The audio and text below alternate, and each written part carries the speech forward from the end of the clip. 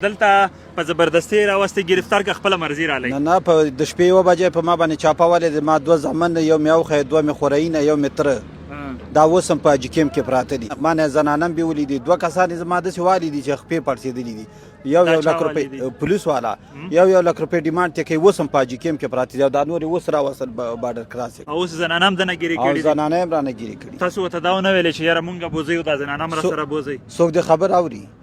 وطنوالي پښتونوالي خو نه ده که چا نه ښځې ایسارول وطنوالي چې داسې وایي په 40 کاله زما پیدایش د پاکستان ده چې 40 کاله تا هغه ما ته بیا په 10 دن ما ته راکړی زه به بیا پاسپورټ جوړم بیا به ایزه راګوم خدای مې دې مرګ ته هم نه ورولي هر څه دې دوی زه اوس په دې سامان زه تګ یم زه اور ورته اچوم قسم چې ورته واچوم سرونه یې ورته سر تور کړل وراره دلته دومره ظلم شروع دی که نه یقین وکړه چې د کاکا د خبرو ته ډېر زیات کاکا مونږ درته ډېر یقین وکړه چې بس بېوسه یو تاسو ته خفه ده کاکا خو دا ده چې هغه زړه همدردي او پښتنه مینه یو بل سره چې کومه ده زمونږ سینټیمنټس جذبات یو بل سره شریک دي مونږ دا وخت موجود یو پاک افغان تورخم بارډر دی او په 100 ګز فاصله باندې 0 پوینټ دی دلته مونږ اردو کې انټرویوز کول خو دا کاکا وي چې زه سره پښتو کې څه خبرې کوم نوم دې د څه یو د کوم ځای یې زه خو د کابل اوسېدونکی یم او نوم مې محمد جان ده دلته چېرته اوسېدی پاکستان کې دلته پنډۍ روات کې اوسېدم پنډۍ روات کې او دلته په زبردستي راوستي گرفتار که خپله مرضي رالی نه په د شپې 1 بجې په ما باندې چاپه ولې ما 2 زامن یو مې اوښی 2 مې خورینه یو مې تره دا اوس هم په حاجي کیمپ کې پراته دي پېښور حاجي کیمپ نه په اسلام آباد پنډۍ هغه کې ما نه زنانم بې ولیدي 2 کسان زما داسې والیدي چې خپې پړسېدلي دي یو لک روپۍ پولیس والا یو لک روپۍ ډیمانډ ته کوي اوس هم په حاجي کیمپ کې پراته دي او دا نور اوس راوصل بارډر کراس یې کړه اچھا یو لک روپۍ ته تر څه غواړي وایي چې موږ ته به دا راکړئ موږ به در پرېږدو که نه نه در پرېږدو اوس زنانه هم دنه ګیرې کړي او زنانه هم رانه ګیرې کړي تاسو ورته دا ونه ویلې چې یاره مونږ بوځئ او دا زنانه هم راسره بوځئ څوک دې خبر اوري ګیله مو ورته وکړه ګیله مې ورته وکړه بیا د هغه کسان ضمانت باندې زه راپرېښودم د دې سیاسرو په هغه باندې زه راپرېښودم دا 15 کاډو څه زنانه په هلته په حاجي کیمپ کې دي او څه مې راوستلې نو چې تاسو یې راپرېغوستئ زنانه یې ولې نه راپرېغوستئ زه صرف په ضمانت راپرېښودم چې دغه څه زنانه چې زنانه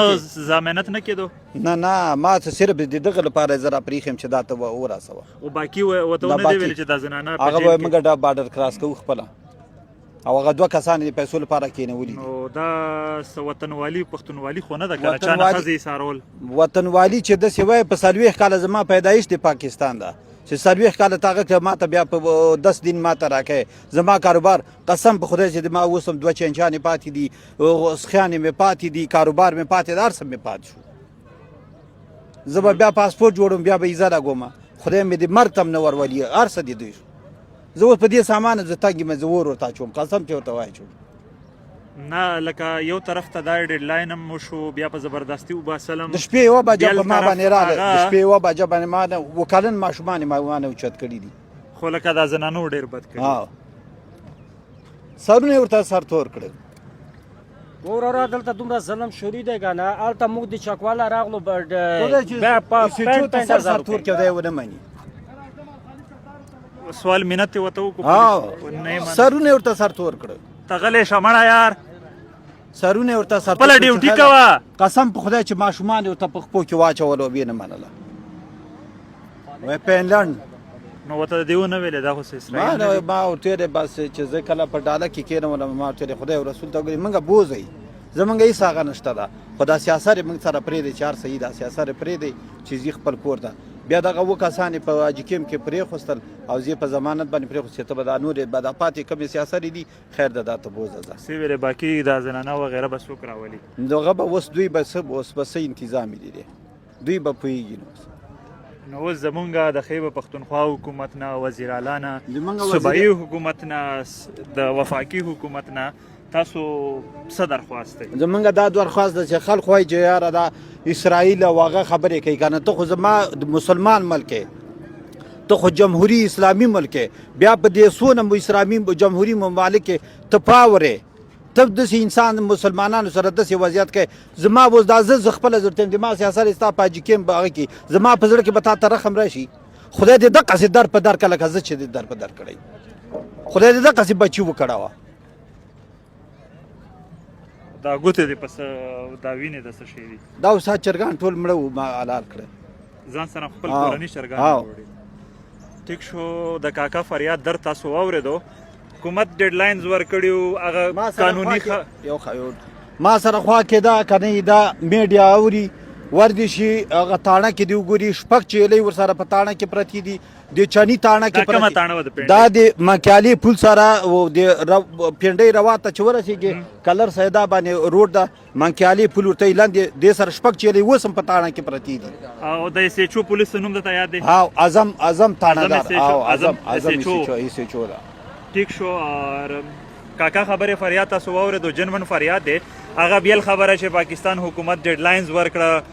قانوني دستاویزات نه نو په یو ملک هم ته نشو اوسېدی چې در سره قانوني دستاویزات نه بیا هم د جذبه خیرسګالۍ په توګه دغه ډیډلاینز ورکړه. خو د کاکا چې کومه خبره کوي کاکا کوم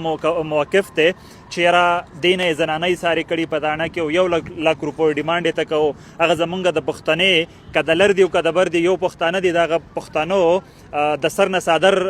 کوز کړی شوی دی او د هغې پې بردګي شوې ده. او اوس لکه مونږ دا وایو چې د پاکستان حکومت د پاکستان ادارې د پاکستان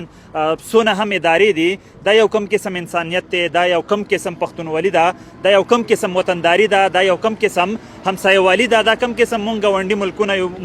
اسلامي چې ته نران لږه او ښځې ته نه ایثار کوه. نو زه دا وایم به حیثیت زما دپاره د یو پاکستاني زه په دې خبره یقین وکړه چې دومره مې زړه ودردېدو ډېر شرم راته محسوس کېږي چې هغې له وجې د پولیس هم راته بار بار اشاره کوي چې دا خبرې ترې نه ما ریکارډ کوه چې هغې ته مې هم سره د بدې وویلې چې زه خپله ډیوټي کوه. نو یقین وکړه